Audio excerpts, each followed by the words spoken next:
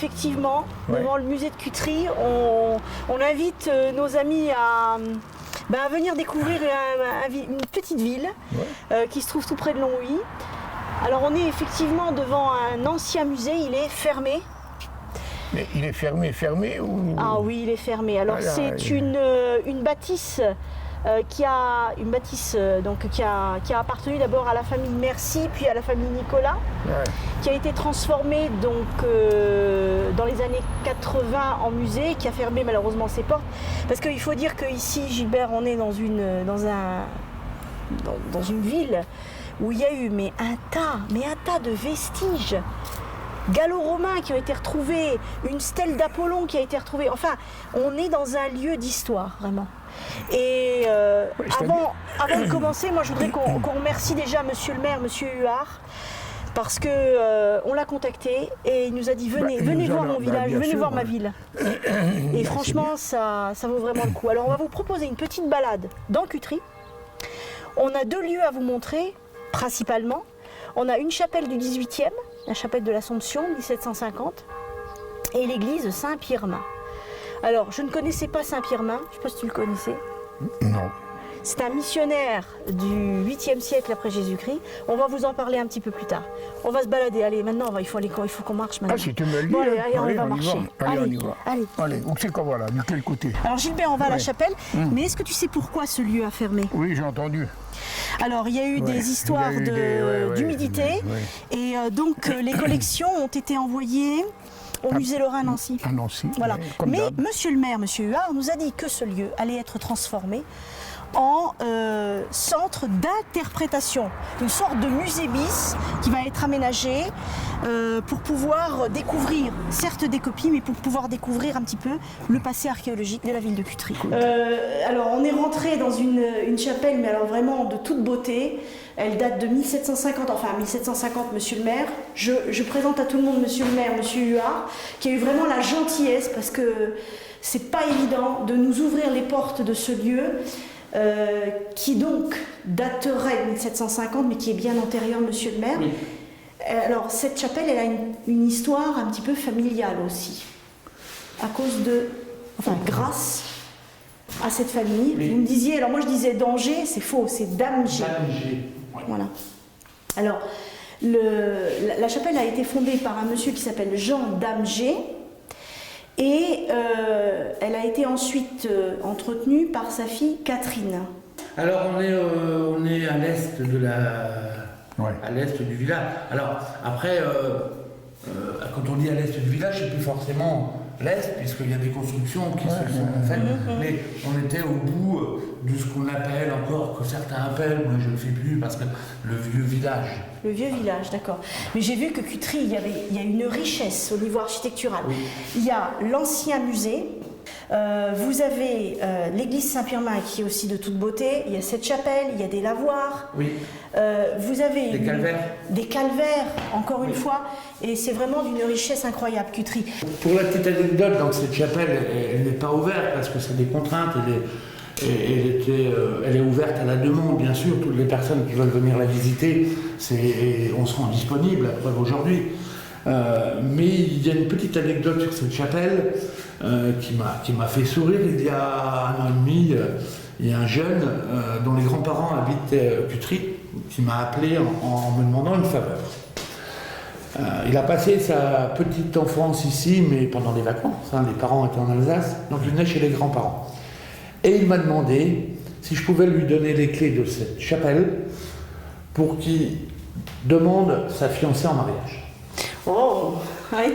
Donc, bien évidemment, j'étais surpris, mais agréablement surpris, et j'ai accepté.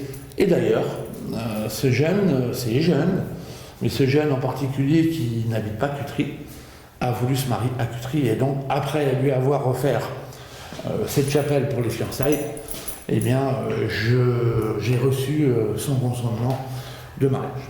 L'autre anecdote, qui est un peu plus ancienne, qui n'a plus cours aujourd'hui, certes, mais les personnes qui souhaitaient du beau temps, des agriculteurs ou des organisateurs de manifestations, venaient déposer des œufs ici. Et il paraît que lorsque les œufs avaient été déposés, pour une date précise, il faisait beau ce jour-là. Alors on est dans l'église Saint-Pirmin, grâce à Monsieur le maire, Monsieur Huard. Moi, ce qui m'a fasciné, alors déjà l'état, Gilbert, Non, de regarde, cette t'as vu église. ce qu'il y a marqué là? Ouais. Nom de la famille Pochon. Nom de la famille Pochon. Regardez les vitraux. Alors certains vitraux sont difficiles, enfin difficiles, non, ils ne sont pas difficiles. Ils sont Encore là aussi. vraiment d'une facture exceptionnelle. Et quand Ah, je dis ils sont exceptionnelle, je mesure mes mots. Tu reconnais Saint-Marc avec le lion. Ouais. Et puis, ce qui est aussi assez, monsieur le maire, caractéristique ici, c'est d'avoir ces fameuses stèles, ces plaques, pardon. Les plaques commémoratives sur les guerres sont à l'intérieur de l'église. Oui. Et c'est-à-dire que Oui. c'est ça qui est intéressant ici. Enfin, il y a beaucoup de choses intéressantes ici.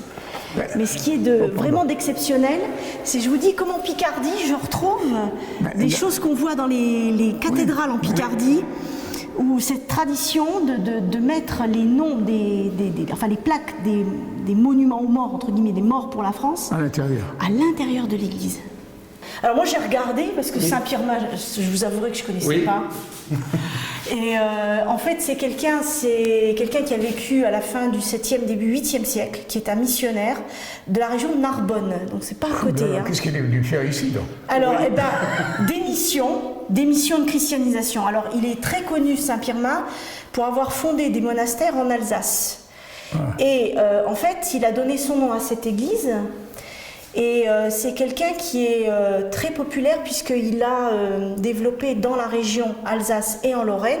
On doit dire Grand Est maintenant, monsieur le maire. Oui, enfin, l'Alsace-Lorraine me va bien. L'Alsace-Lorraine me va très bien, moi aussi. Il a fondé des monastères bénédictins, donc de la règle de Saint-Benoît. Gilbert, Oui. nous voilà à la Renaissance.